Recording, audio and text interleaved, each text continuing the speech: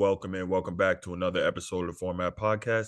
Got another great show for you today, and this is the third and final installment of former NFL scout Daniel Kelly joining us to talk about his top 32 evaluated players in this month's NFL draft. All right, but before we get to that, you know what we got to do. If you haven't already, click that subscribe, that like, and that notification bell so you can always be aware when new episodes come out. You can stay up to date with the content. If you want the audio only version of the podcast, open up your audio podcast platform, click the search bar, type in the Format Podcast, and we should come right up.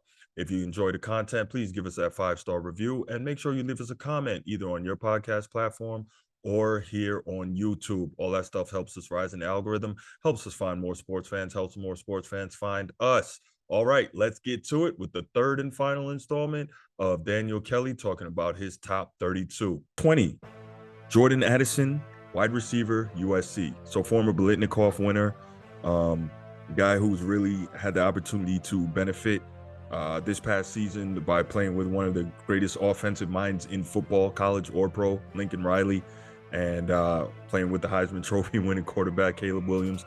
Where are you on Jordan Addison? Hey, I really like Jordan Addison. A diminutive, quick darting weapon is the way I refer to him as. Long arms. He's got those nice long arms to reach out and catch the ball. Quick feet. He establishes route leverage easily. He gives corners a lot to handle. He shoots into his routes. I grew up with a dad that sold sit-down pinball machines. So I always think about, the pinball machines of that back in the day. He's like a quick darting pinball is the way I compare him to on the football field. He shoots into his routes like a pinball. He's got burst. He's got a quick change of direction. It's just explosive change of direction. He is able to establish a separation and throwing windows really easily. Good hands. He's an explosive Swiss Army knife type of player that you can bring in offense, move him around, be a pre-snap. And then, let him just shoot out and do his thing. He's going to create a lot of mismatches in the NFL, which is why I think a lot of people are excited about him as well because of all this ability he has. Decent, great yards after the catch.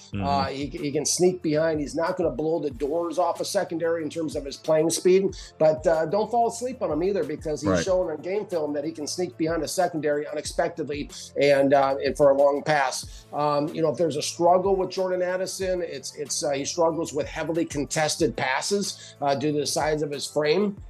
And he can get knocked off his route sometime if you can touch him. But he's a high ceiling playmaker, a really exciting guy.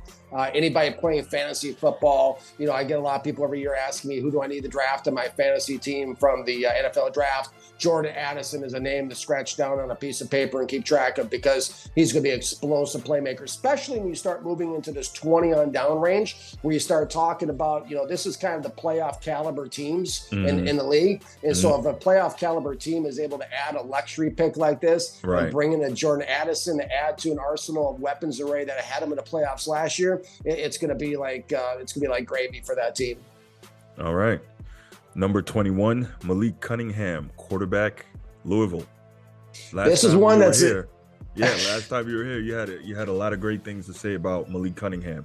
Go ahead, tell us where you are on him now and what you see.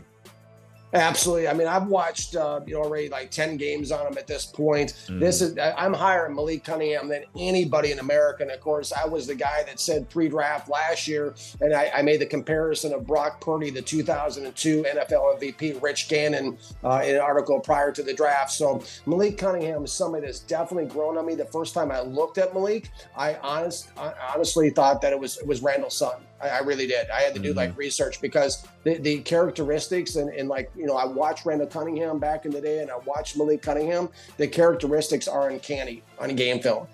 This is, and people kind of I look back, Lamar Jackson, of course, went to Louisville too, right? He had a higher quarterback rating. Obviously, he played at Louisville longer, but he had a higher quarterback rating, higher yards per completion, and a higher completion percentage than Lamar Jackson had at Louisville, which I found very interesting looking at that. And Malik Cunningham is a true dual threat in today's NFL. That's a great attribute to have. He operates a lot of the shot. shotgun. He can evade. He can slide around in the pocket. He's smart under pressure. He doesn't make foolish mistakes under pressure, like we talked about with Anthony Richardson throwing the ball into traffic and stuff. He doesn't do that. He either eats the sack or he throws it away. And also, too, he tends to work the short, the intermediate levels exceptionally well, especially, throwing routes that feature break points at the intermediate route level. And he cuts it loose. I mean, he puts some mustard on those slant passes, just hot mustard. He cuts it loose with some zip.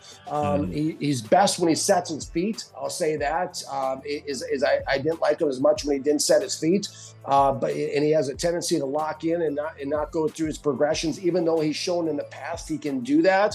He didn't do it as much as last season, but he can put the ball where it needs to be deep. He can throw some beautiful Randall Cunningham type of deep passes, where that was the most beautiful deep passer I've ever seen in 40 years was Randall Cunningham. And he'll thrive. He'll thrive. This is a guy that a lot of teams and a lot of scouts are going to miss on. He's going to thrive in the NFL. Everyone gets so caught up in the offense at Louisville this last year. It was a very methodical, it was a very slow moving, it was a very ball control offense. And I think people look at his stats and they kind of back off of Cunningham because of the offense he played in this last season. But he's going to thrive in the NFL for 4 specific reasons. His skill set translates to the NFL very successfully for 4 specific reasons. Number 1, he makes relatively quick decisions with the ball. Number 2, he's got excellent ball placement. Number 3, he protects the ball, doesn't take crazy chances with it. And this guy is an elite runner. This guy is everything that Lamar Jackson or Justin Fields or any of them have as far as runner. This guy can actually make people miss in the open field. Anybody who thinks Anthony Richardson's a good runner, they need to turn on game film of Malik Cunningham, because this guy blows Anthony Richardson out of the water as a runner. There it is. Okay, number 22, Hendon Hooker, quarterback, Tennessee. And this is so interesting. This is a guy who was a legitimate Heisman contender and possibly Heisman leader before he got hurt towards the end of the season. Tell us about Hendon Hooker. Hendon Hooker, when I watch him on game film, kind of like, these names go through my mind. Teddy Bridgewater keeps going through my mind watching him. I see that. Yeah. Number 32, picked in 2014 by the Minnesota Vikings. A very poised, pro-style guy. Has some mobility. Has an NFL arm. Good ball handling in the pocket. With a convincing play action. The knocks I had on him, why he's number 22 in the first round, is because I'm giving him the respect he deserves because of how accomplished he was and the good things I saw in film. But he has inconsistent release times and going through his progressions, he's inconsistent as well. Those 2 things scare me a little bit. I think we're looking at a quarterback that's 2-3 years away, opposed to a plug-and-play player you bring in right away and start. He has a tight, compact delivery, which is good in one way. It's 2 sides of every coin, right? Because he always is able to kind of control that trajectory, because he takes a second to gather himself before he throws it, right? But the problem with that is the other side of that coin is taking that extra second, letting corners know that you're about to throw the ball. So that's something too I think it's going to need to work on, having a less rigid, compact delivery. And he's going to have to develop more of a fluidity that's going to not give corners as much of a tip off. He's a guy that sometimes the ball will sail high on, not too often, but if it does, that's a tendency. Excels in the short to intermediate routes, especially intermediate routes with a break point, routes that feature a break point. He's a touch passer, throws a nice, easy ball to catch, which I really like about him. Throws some beautiful long balls, which we've all seen out there in Tennessee. Good instincts. I talked about Bryce Young having great instincts at the top of the first round. Hooker has good instincts for finding the open receiver in coverages, which I like.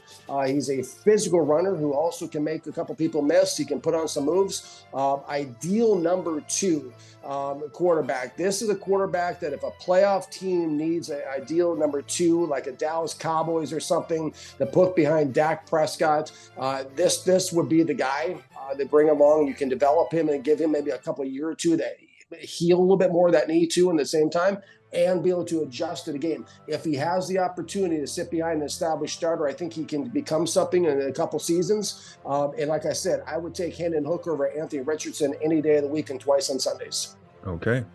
Number 23, Keion White, edge, Georgia Tech. Another guy that's not getting the love he deserves, but my Valentine's Day card is in the mail. This guy, Right.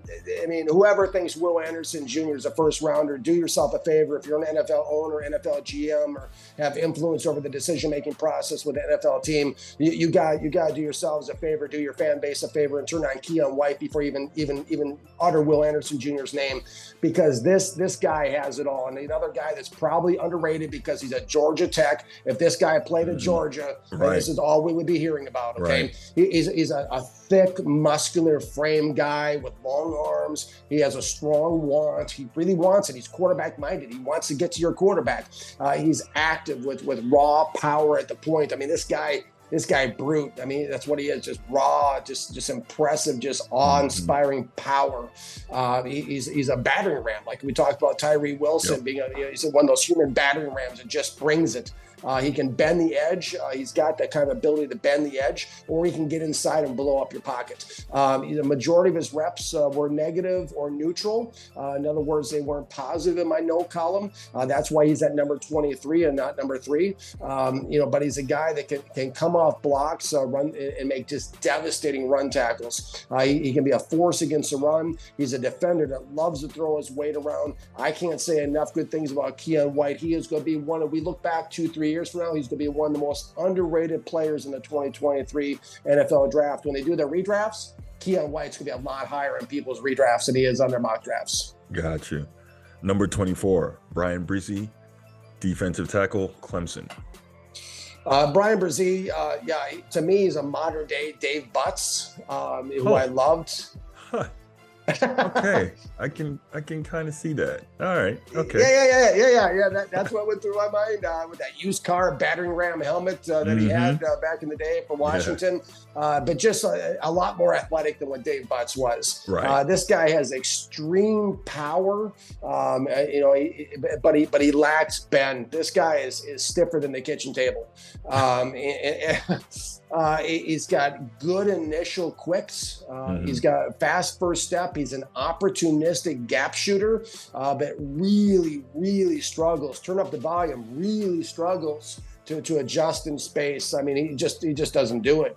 He really struggles with that indirect effect running on the running game more than anything. This is not a force against the run. I have my doubts about Bryan Bresee being a 3-down starter in the NFL as far as a defensive tackle, which is why I've moved him down to number 24. But he is a first-round value, especially from the interior of a defensive line as a pass rusher.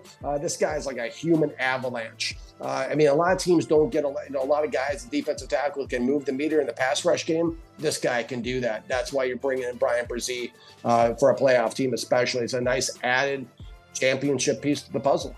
All right. Number 25, Drew Sanders, linebacker, Arkansas. First linebacker I've seen, Drew Sanders, in 40 years. He can play inside at middle linebacker, inside linebacker, first and second downs, and he can transition and flip out to be an elite edge rusher in the third down passing situations. He is going to be he's like one of those cool toys we used to get at Christmas time, like those Transformers. Yep. Where, there'd be a robot and a bus or something. Well, this guy just like, he's going to be a fun toy for a defensive coordinator to play with, from a game planning and preparation standpoint. A lean, muscular, straight line linebacker with long arms, inconsistent technique. With the run game and the inside, he's more of a guy that's going to make assists for you. A lot of times he didn't, get on the run stop action until the running back reached his level 4, 5, 6 yards down the field. But a guy that, is not afraid to get in there. He'll create some noise in the run game. But again, that's not why you're bringing in a Drew Sanders. You're trying to move the meter in a pass-happy NFL to get to the other team's quarterback on defense. And that's what this guy is. He has the pure straight line speed to get to your quarterback when he has it lined up. He flashed bull rush power as well for a lean, frame guy. He's got impressive bull rush power that he has shown on game film. And really, too, the added plus with a Drew Sanders is in coverage. That's something that's really an added plus too. He can run with any running back or tight end anywhere they want to go, which fits today's NFL. All right. Number 26, Devin Witherspoon, cornerback, Illinois. This is a guy that's moved up my draft boards considerably from 2021 film to 2022. I didn't really like him on 2021 game film, but he kind of showed me some things, and whatever they put on game film is what I write down. He's an aggressive, volatile corner with good straight line speed. He's somebody that lacks short area burst, is some rigidness to his game, but again, whatever he lacks in terms of the straight line speed, the short area burst and the rigidity as far as the flexibility, what he lacks in that, he makes up for by being an aggressive, volatile corner like I talked about. He gets in receivers' faces. He can play press man, he can play zone, he can stay in phase vertically exceptionally well, carrying routes downfield. He has some real get up and go when he can flip his hips, turn and run. He's a guy that can drive downhill and absolutely lay a hammer to people when it comes to screen passes to running backs or bubble routes, which a lot of these NFL teams like to run these type of short, passing games, that type of things right now. In a zone, there's not a lot of people that want to get hit by this guy. He hammers people. He can blast receivers as well, physically causing incompletions right when the ball arrives. Susceptible for this reason to pass interference calls. Teams need to know that. But this is a guy that, last year I really like Roger McQuarrie. He went number 35 overall, early second round. Witherspoon's kind of in that same ballpark. There's a couple deficiencies that he compensates for, but he brings a lot more of an edge to a defense than McQuarrie brought, I feel. And if I've ever seen a Philadelphia Eagle in my life, it's Devin Witherspoon. All right. Number 27, Deonte Banks, cornerback, Maryland. Another guy that sticks to receivers like glue. This is a tall, lanky, muscular, competitive, aggressive corner, long arms, good straight line speed, can play, he can, do anything you want. He can play press man. He can back off in an off look. You can play zone, good hand technique. He has flexibility to him. Knows how to stay in phase very well vertically, can carry routes, short area jumping speed. Notice I didn't call it a burst like you want in the top 10 or top 15, but he's got a good short area jumping speed that he showed in game film. Inconsistent at break points of the routes, which is why he's coming at number 27 as far as covering. He has the ability to. I just feel like he's a little bit raw. He's going to need more time to develop that and gain some more experience. I think he'll get better at that in time. He'll have to, or he won't make it. Right. That's how it goes in the NFL. But he drives down a hill exceptionally hard, just like a Devin Witherspoon on those short area screens and bubble screens. He has a good feel for routes. He works hard to stay in receivers' back pocket on all the routes. So he definitely gives a top flight effort. He's got blitzing upside, which I really like. I think a defensive coordinator could become very enamored with that and use him in some blitz packages. It's just a bold presence. He brings a presence to your defense. Definitely, he's on the field and you have to account for him.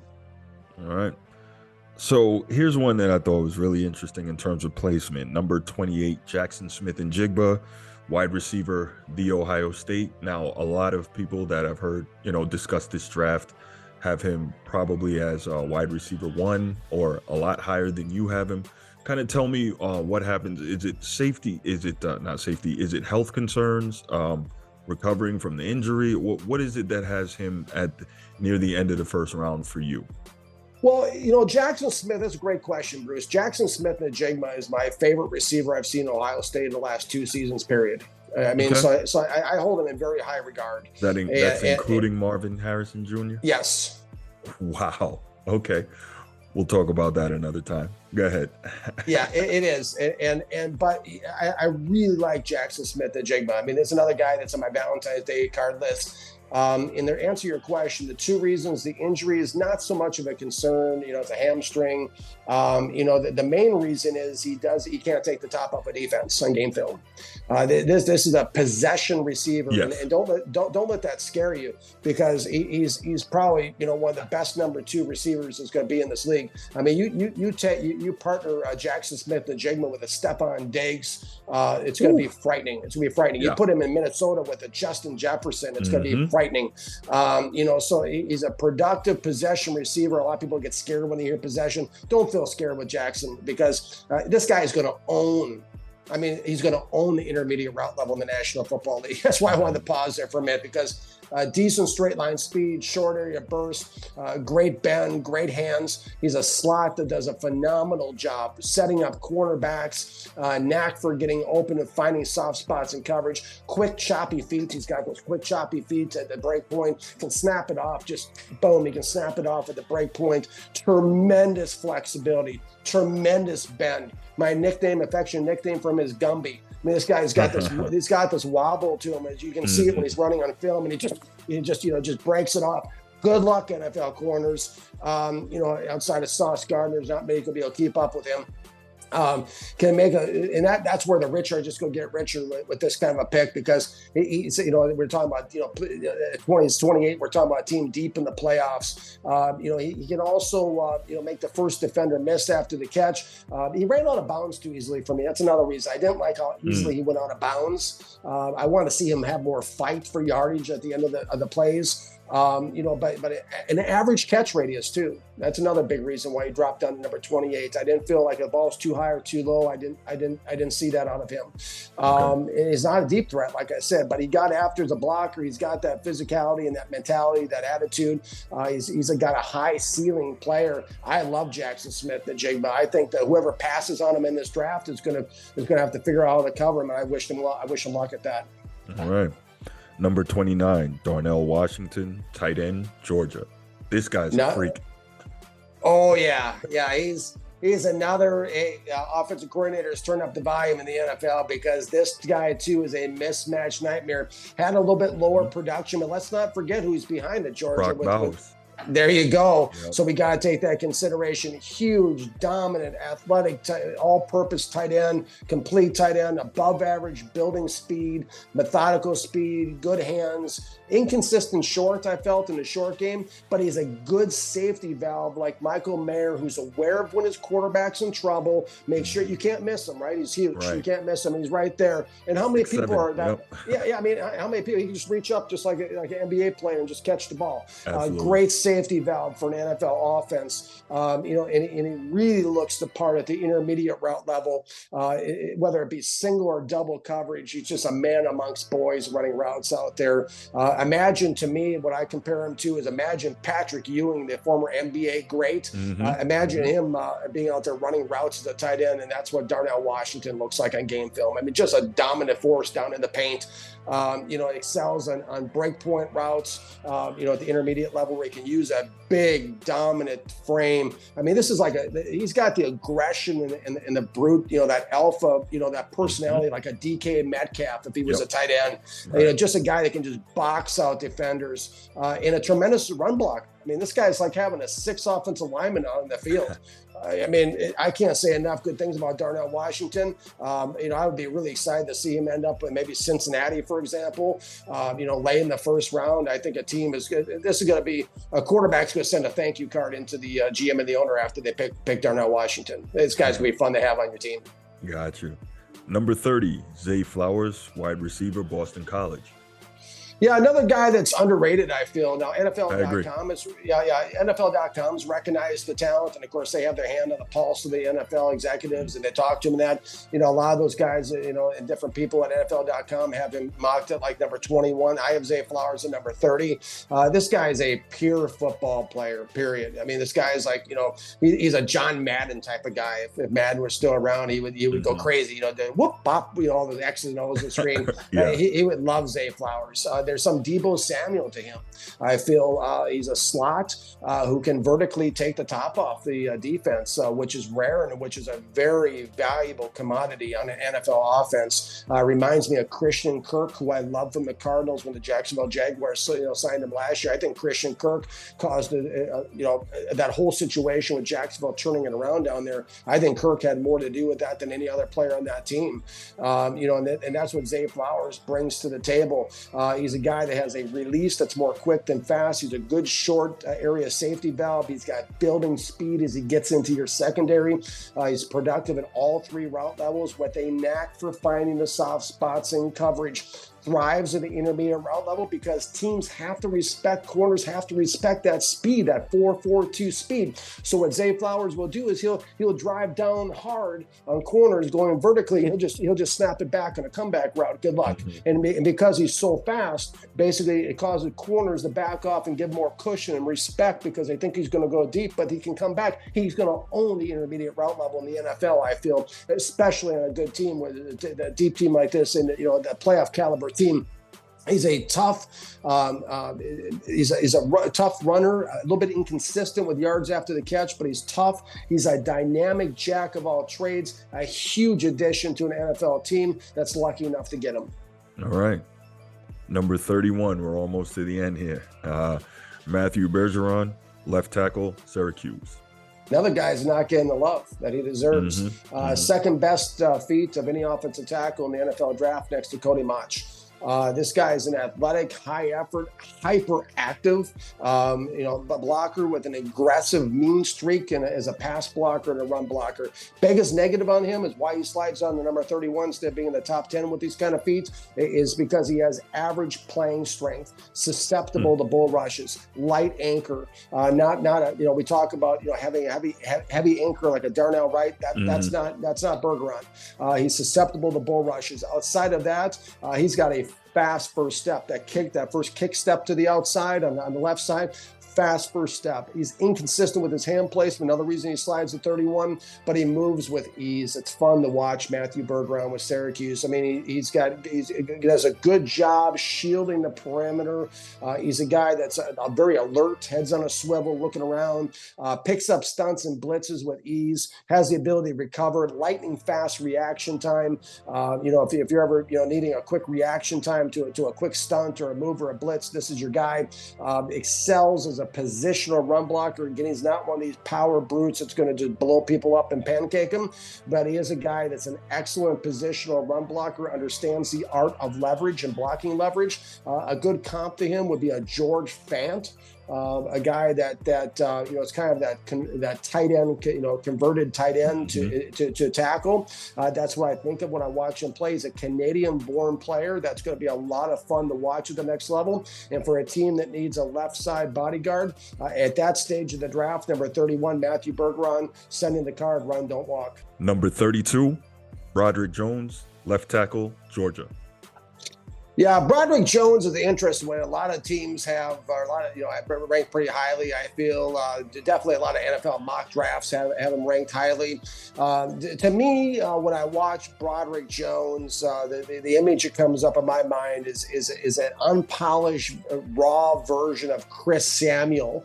Who, of course, was a 6-time All-Pro for Washington, a high-effort athletic bully, a guy with long arms, good playing upper body strength, but by glaring inconsistencies, both as in pass pro and also run blocking, as a nice active setup and a shallow depth of the pocket initially when he kicks out and he sets up initially, but he just, he ends up in chasing edge rushers and defensive ends too often on game film for me. And listen, if you're chasing, edge rushers in college, you might need to call an ambulance when it comes to in the NFL, when it comes to ratcheting it up to a higher level competition. So that's a huge concern because the number one thing you want an offensive left tackle, in my mind, is you got to have the lateral foot speed and foot movement and be able to slide to that back door effortlessly. And that's just not Broderick Jones on game film.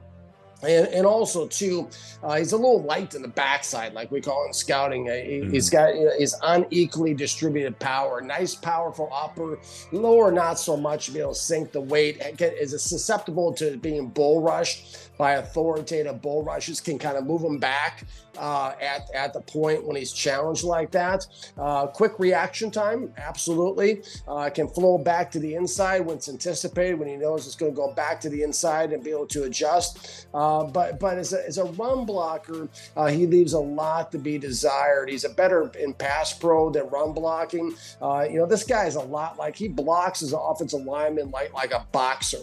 He spars a lot as a run blocker. He pushes, he shoves. He doesn't seem like he's in control whatsoever. Below average run blocking, sustain. That's a huge concern with this guy. A high upside, I feel, overall. But again, the big concern with Broderick Jones out of Georgia is just that lateral footwork. I think that any team in the NFL that's considering him really needs to take a look at his full body of work and kind of answer the question on this. I think he's a 2 to 3 year project when we look back and we do redrafts on this. I think if he has a great offensive line coach, I think they may have something special in Broderick Jones, but this is not a plug and play franchise left tackle.